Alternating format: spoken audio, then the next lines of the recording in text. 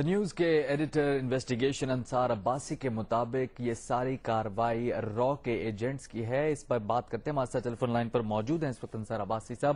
انصار صاحب، یہ کلیم آپ نے کن بنیادوں پر دیا ہے؟ دیکھیں، میں ایکچولی آئی ایم دو بیس ان اسلام آباد، لیکن میں کل سے لاہور میں تھا. تو جب یہ صبح اٹیک ہوا تو then I contacted my sources in Lahore. اور آپ حیران ہوں گے یہ سن کے کہ میرے پاس 22 جنوری 2009 کی ایک رپورٹ ہے، انٹیلیجنس سورس رپورٹ، جو کہ شوکت جاوید آئی جی پی اس وقت کے جو تھے انہوں نے بھجوائی. Syed Kamal Shah interior secretary government of Pakistan, Javed Mahmood اس وقت کے chief secretary, Syed doctor Tauqir Shah جو اس وقت کے سیکرٹری ٹو چیف منسٹر تھے، اور ندیم حسن آصف ہوم سیکرٹری جو گورنمنٹ آف پنجاب کے ہیں، ان سب لوگوں کو یہ رپورٹ بھیجی گئی. اور آپ رپورٹ ذرا سنیں، میں آپ کو اس کا ترجمہ بتاتا ہوں، انگریزی میں لکھی ہوئی ہے. اس میں یہ لکھا ہوا ہے کہ را it has been reliably learned that RAW has assigned its agents the task to target Sri Lankan cricket team during its current visit to Lahore, especially while travelling between the hotel and stadium or at hotel during their stay. یہ پہلا paragraph ہے جس میں بہت clearly لکھا گیا ہے کہ جو سری لنکن کرکٹ ٹیم پاکستان آ رہی ہے اس کو را نے ان کو ٹارگٹ کرنے کی کوشش کرے گی، اور کوشش کرے گی ہوٹل اور اسٹیڈیم کے درمیان ٹریولنگ کے دوران. اور دیکھیں وہی کچھ آج ہوا. اور اس کے علاوہ انہوں نے یہ بھی کہا کہ اس کے اندر جو سیکنڈ پیراگراف ہے اس میں انہوں نے یورپین اور انڈین ٹیمز کے بارے میں انہوں نے لکھا کہ جی انہوں نے آلریڈی اپنے پاکستان کے وزٹس پوسٹ پونڈ کیے. اور تھرڈ پیراگراف میں لکھا انہوں نے کہ را has also collected photographs of leaders of Jamaat ud Dawa and it establishment to target them. نہ صرف انہوں نے سری لنکن کرکٹ ٹیم کو ٹارگیٹ کرنا تھا ہوٹل اور اسٹیڈیم کے درمیان، بلکہ انہوں نے یہاں پہ جماعت الدعوہ کے لوگوں کی بھی تصویریں اور ڈیٹیلز وغیرہ دیں تاکہ ان کو بھی ٹارگیٹ کیا جا سکے. اس بیس کے اوپر یہ جو چونکہ میں نے آپ کو بتایا کہ یہ 22 جنوری 2009 کی انٹیلیجنس رپورٹ تھی جو گورنمنٹ آف پنجاب نے، جیسا کہ میں نے پہلے بھی آپ کو بتایا کہ 4 different authorities including the federal and provincial authorities, ان سب کو بھیجا گیا. اس کے اوپر پھر یہاں پہ اس وقت جو چیف منسٹر تھے شہباز شریف، انہوں نے پھر لکھا کہ انہوں نے یہ سارا کچھ دیکھا اور انہوں نے کہا کہ بہت ہی اسٹرکٹ قسم کے سیکیورٹی میجرز لیے جائیں. اور آپ کو یاد ہوگا کہ جب پچھلی دفعہ ون ڈے کھیلنے آئی تو اس وقت کس قسم کے میجرز تھے اور ابھی کس قسم کے میجرز تھے.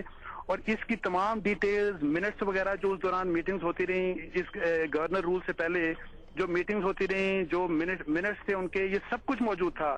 سو the government of Pakistan Punjab کو کم از کم اس بات کی ڈیفینیٹلی اطلاع تھی کہ را اس دورے کے دوران سری لنکن ٹیم کے اس دورے کے دوران ان کے اوپر اٹیک کرے گا.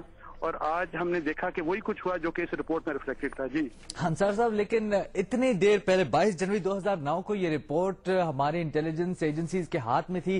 ایگزیکٹلی لوکیشن بھی بتائی ہوئی تھی کہاں پہ اٹیک ہونا ہے، کس نے اٹیک کرنا ہے، کس پہ اٹیک ہونا ہے، یہ بھی پتا تھا. تو کچھ کیا کیوں نہیں گیا اس بارے میں؟ پہلے تو ون ڈے سیریز آپ کو پتا ہے کھیلنے آئے تھے لاہور، اس وقت تو اٹیک ہوا. اور اگر آپ ابھی میں آپ سے ریکویسٹ کروں گا کہ اس وقت کے آپ جو پہلے آئی جی پنجاب تھے ان سے پوچھیں کہ انہوں نے اس وقت کیا میجرز لیے تھے.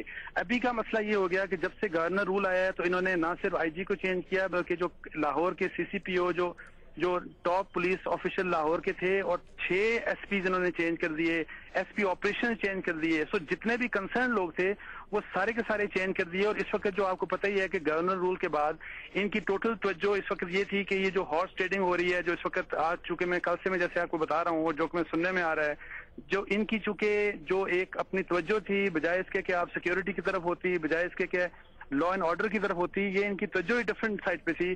اور it is an extremely serious security lapse. اس قدر واضح طور پہ آپ کے پاس انٹیلیجنس رپورٹ، اور وہ بھی 22 جنوری 2009 کو آپ کے پاس آئی، اور اس میں لکھا ہوا ہے کہ راہ کے لوگ یہ کریں گے آپ کے ساتھ. اور آپ نے اس طریقے سے اتنی آسانی سے اپنے آپ کو آپ نے شکار کروا لیا را کا. اور آج جس طریقے سے پھر لاہور میں ہوا کہ پوری دنیا کے سامنے اب ہم منہ دکھانے کے قابل نہیں رہے کہ ہم نے اور ہم ابھی اور ہم اس قدر اپولوجیٹک ہیں کہ وی ڈونٹ نیم انڈیا، ہم انڈیا کا نام نہیں لے سکتے، ہم را کا نام نہیں لے سکتے.